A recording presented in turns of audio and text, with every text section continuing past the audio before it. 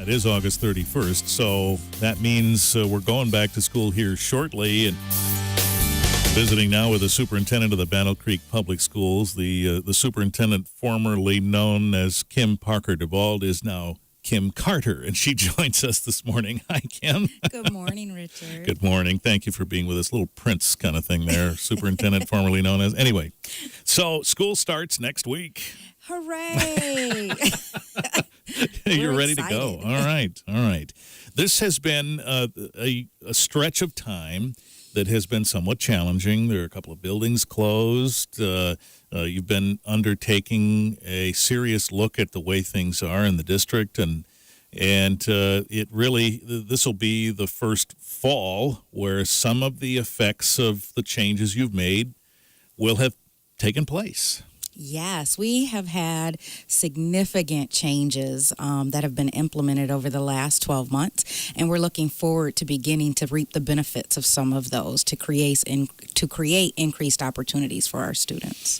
Now, when you were here last time, you said, you know what, these are challenges, but they're all opportunities for us. Do you still feel that way today? You still have that forward-looking approach? Absolutely, and even more so as we really dig into the strategic plan and we have conversations with our families. We look at how we have reorganized for success. We have a lot of opportunities that I am really committed to seeing the benefit all the way through. And when you say seeing the benefit, I mean, we've closed some buildings and you've been studying how to deal with the declining enrollment issue. What are some of the benefits that you see happening now? Well, number one is our ability to really focus on those key levels of a student's educational journey.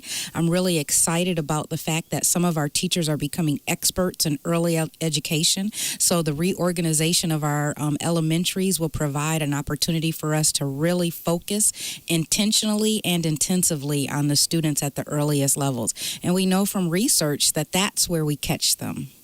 All right, we're talking with the superintendent at Battle Creek Public Schools, Kim Carter. We're back in a moment. We're here with the superintendent at Battle Creek Public Schools, Kim Carter, this half hour on WBCK. You know, I think folks can appreciate your attitude, your upbeat attitude, and so on. It has been a challenge, hasn't it? And the publicity this week has been difficult, actually the last couple of weeks. In fact, Dr. Joe Schwartz, who was a former congressman, former mayor of Battle Creek, wrote a pretty strong editorial that was run in the Battle Creek Inquirer, decrying the closing of school buildings, saying this district is closing, get ready for it. That's difficult words to hear, I'm sure. MLive yesterday with a breakdown of enrollment numbers from 2015 for the whole state, and their numbers are a 47% net loss to charters and other districts from Battle Creek Public Schools in 2015. Boy, you look at all this stuff and you hear these strong words, and I'm sure parents have said things to you. This is difficult. Mm-hmm. Are we turning this around? Yes, and we already have evidence to that effect, you know. A lot of people want to look at the M-step, but that's what I consider to be a lagging indicator. It's not something that's going to show us the changes that we've already implemented. We take other assessments in between so that we have an understanding of whether or not what we're doing is getting any success. And we can already see that we've done a very good job of moving students who are far below grade level forward. And so we're going to continue to work on that. What we have to really understand is that for a lot of our students, there are several challenges to why they are not succeeding in school. And so to say it's all about reading and writing is a disservice to those students. It's also about the supports that they need socially, emotionally.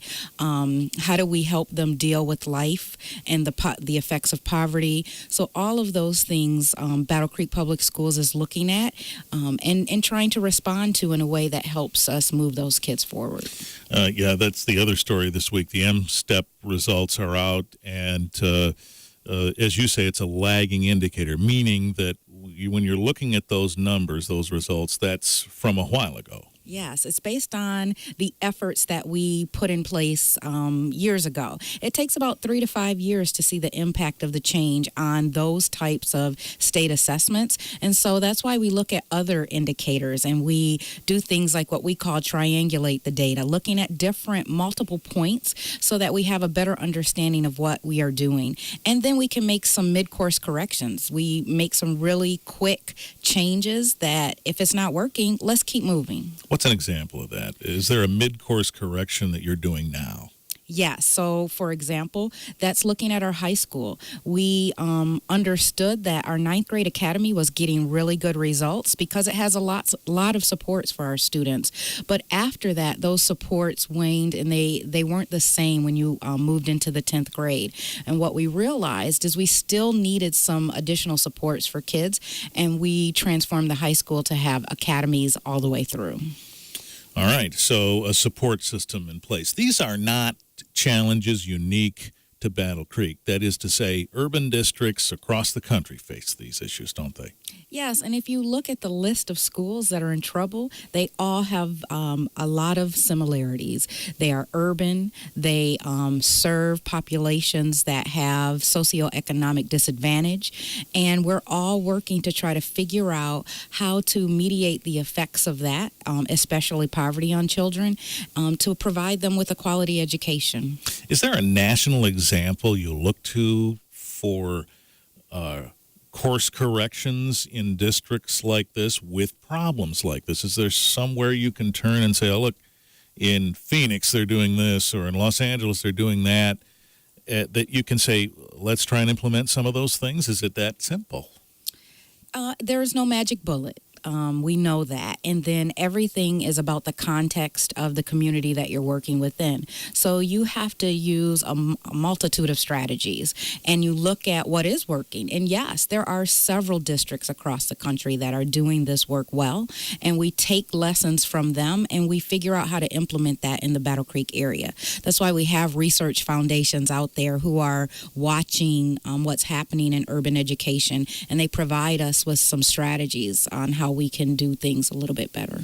Kim Carter is here, Superintendent at Battle Creek Public Schools. We'll take a break and come back in just a minute. A few more minutes with the Superintendent at Battle Creek Public Schools, Kim Carter. So 3 to 5 years for the M-STEP numbers, for example, to reflect what's going on. Wow, that's a heck of a long time. And I would say that to fully reflect, Yeah. we expect some significant changes each year within that 3 to 5 year window. We're watching that because we're not waiting for kids to increase in their achievement. We want that to happen right now. Mm-hmm. The full effect of that takes a little bit of time, but we're making sure that we are creating significant transformation today. Are you concerned that when parents look at those reports and see the numbers today that are lagging, that's clear to them? Are you concerned they're making a decision to take their student to another district based on today's number, which really is lagging, as you've pointed out? Absolutely. That is one of our concerns. And so we have to tell our story on a regular basis. That's why I'm here today. That's why we have our community talks, because we want to make sure that parents have an opportunity to ask questions and to seek clarification around what are we doing right now for their child so that we can give them the information they need and the confidence that Battle Creek will make sure that their child succeeds. So has the bleeding stopped? Can you say enrollment has stopped falling? I don't know that I can say that today, and of course we are watching that very closely. We are making contacts personally with families to make sure that they feel comfortable with this reorganization and that their questions are answered. We had a board member come in and make calls for us. We really are digging in and trying to make sure that our families feel comfortable with this change. Dr. Schwartz said in his editorial, this district is going to resize itself or it's going to close. Just hold on, it's coming. How do you respond to that? I say take a pause and watch what's happening. Give us an opportunity to show you that change is coming, but this change is really good for the community of Battle Creek. Here's the thing. What we know is that Battle Creek has a lot of community members that are invested in the success of the district, and they're going to wrap their arms around us. They already have, and we're going to work together to ensure that this district succeeds. All right, so the work is underway, and we have to wait and be patient with that. It's difficult to hear, though, I'm sure, when folks say they're closing buildings, look out, this is coming. So I'm going to tell them the story around it's been done, and in other districts that have been able to pull this around, and I am confident that Battle Creek will be the same. We have, like I said, a lot of foundations, a lot of community members, a lot of volunteers who are invested in our success. On Tuesday, you're going to see what we call Bearcat Ambassadors, and those are volunteers from throughout the community who will be at each of our schools welcoming our students. They are committed, and we're going to show the community that we're in this together. Dr. Schwartz, in his editorial, was also pretty scathing on the whole schools of choice situation.